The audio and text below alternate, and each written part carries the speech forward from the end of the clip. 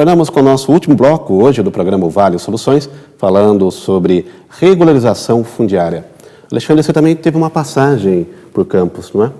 Exatamente, eu acabei trabalhando com o prefeito lá à frente da Empresa Municipal de Habitação de Campos do Jordão, a EMOAB. Também a gente tinha inúmeros problemas em relação à fundiária. Ali lá, a coisa é bem... E lá é complicado porque a cidade é uma APA, né? Então você fica... Cidade toda. A cidade inteira. Então, se você pensar, ela está dentro de uma APA, né? De uma área de preservação ambiental. Mas o que também não impede você fazer a regularização, desde que você tenha os requisitos, né, exigidos pela lei, você tem lá equipamento público disponível, você já tem iluminação pública, você tem escola nas proximidades, você tem creche.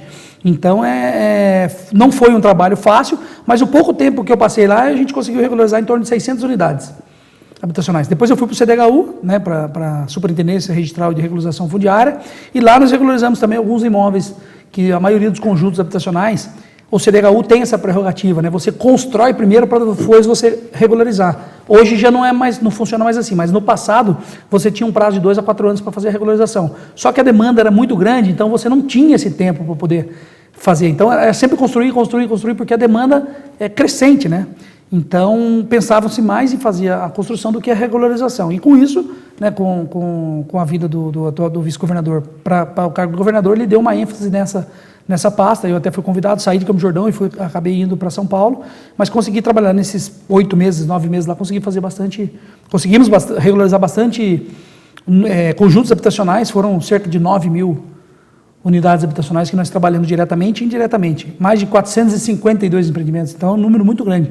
Só para você ter noção, Rogério, em São Paulo, no CDHU, você tem aproximadamente 130 mil imóveis que precisam ser regularizados. Então, para você ver o tamanho da extensão que é. Bem alto. É um número significativo, né? Aí veio a nova lei e você tinha a lei antiga. Então, muitos processos estavam trabalhando com a lei antiga. Veio um provimento 51 de 2018 da Corregedoria Geral de Justiça, e ele dizendo o seguinte, que quem tivesse com o processo em andamento poderia fazer opção. Nós fizemos opção à época do CDHU para fazer pela lei antiga, mas os cartórios não entendiam porque não caberia isso, você aproveitar a vibe da lei, da regularização fundiária, para aproveitar os benefícios, uma vez que você estava comercializando. Mas o Estado também tem essa prerrogativa. E com esse entendimento lá, a gente ficou paralisado um tempo, né? E para discutir se ia fazer um novo LEPAC. Se a gente fizesse um novo LEPAC, que é levantamento planimétrico cadastral, cada levantamento planimétrico custa R$1.000 por unidade. Então, nós ia gastar 130 milhões. Quer dizer, dinheiro público, dinheiro do público. E eu sempre defendi a tese, não. Se a gente tem a opção, de acordo com o artigo 75, vamos optar pelo que é menos custoso ao Estado, que na verdade é menos custoso à população, né? E eu sempre falei isso, né? Eu sempre defendo, eu escrevi até um artigo recentemente para um jornal de grande circulação, dizendo o seguinte, a regularização fundiária, muitos prefeitos que têm a obrigação de fazer a regularização e não fazem, eles estão incorrendo em renúncia de receita. Isso é improbidade administrativa. Eu quero aproveitar o seu gancho. Porque veja bem, aquele loteamento que está de uma forma regularizada, ele está fornecendo equipamentos de infraestrutura para esses que não contribuem com nada, como escola, posto de saúde, a iluminação pública, a coleta do lixo. Então, por que não cobram desse? Se ele tem os requisitos pelo Código Tributário Nacional. Muitas vezes não cobram por falta de conhecimento, por uma falta de vontade política. Mas, na verdade, você prejudica quem está pagando. Eu quero perguntar se, na sua observação dos prefeitos da região, como está essa conscientização? Você ainda percebe que a maioria está voltado para regularizar ou ainda existe um grande desinteresse nisso? Olha, muito poucos os prefeitos do Vale do Paraíba que eu vejo que tem uma iniciativa de fazer regularização fundiária e falar, vamos investir na regularização, vamos tornar essa propriedade, vamos já cobrar IPTU antes mesmo da finalização do processo de regularização fundiária. Porque o que determina você cobrar IPTU ou não é que se você tem acessibilidade, se eu tenho a abertura de vias, se eu tenho iluminação pública e se eu tenho calçamento, qual é o problema de eu não cobrar o IPTU? Eu tenho que cobrar. E é através da cobrança desse que vai gerir toda a cidade, que vai proporcionar todo o equipamento de infraestrutura aos demais munícipes. Aí fica naquela... Você está onerando, né? Você vai onerar. Você onera quem paga para fornecer quem não paga, quer dizer, é uma violação aí, né, na capacidade de contribuição, porque, né, e a isonomia, porque, se eu estou num território independente dele ser um parcelamento irregular, eu tenho que cobrar a contrapartida, que é o IPTU, para trazer esses benefícios, né? Porque o filho desse que mora no loteamento irregular, ele vai estudar numa escola municipal. Ele vai frequentar um posto de saúde, sem pagar nada, né? E aí você está... O impacto social disso é maior do que as pessoas imaginam. É maior do que as pessoas imaginam, e os prefeitos, o que eles visam muitas vezes, não só a parte técnica, mas a parte política. E o reflexo político que uma regularização fundiária traz é uma coisa assim absurda, porque você traz um resultado rápido, você traz um resultado prático, assim, né, dentro lógico, dentro daquele cronograma que você faz, mas ele é muito mais fácil do que você construir uma casa.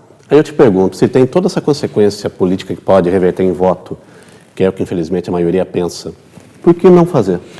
Eu costumo dizer o seguinte, é incapacidade técnica dos servidores, não é nem do gestor, é dos servidores, porque ele não tem a habilitação, capacitação técnica para tanto, e aí também gera aquele problema, Rogério, que o cara tem um medo de pôr a caneta ali, de dar uma decisão, dar uma anuência, dar uma liberação, e isso já está sendo discutido, né, no Tribunal de Justiça, dizendo o seguinte, hoje nós temos dois problemas no poder público. Primeiro é a ausência de o cara ter uma responsabilidade e falar assim, ó, eu vou assinar e pronto, porque eu entendo tecnicamente que isso é viável. E segundo, que é uma atividade de risco, porque todo mundo que ocupa o cargo público hoje, ele fica naquela situação, pô, mas se eu fizer isso eu vou tomar um processo administrativo, vou ser responsabilizado por meus bens. Olha, se você é um profissional qualificado, se você se habilitou para ocupar uma secretaria ou um cargo comissionado, tá lá pra isso, você tem que fazer. Porque a administração só pode fazer o que a lei determina. E a lei está aí determinando isso. Vamos fazer a regularização fundiária, vamos fomentar.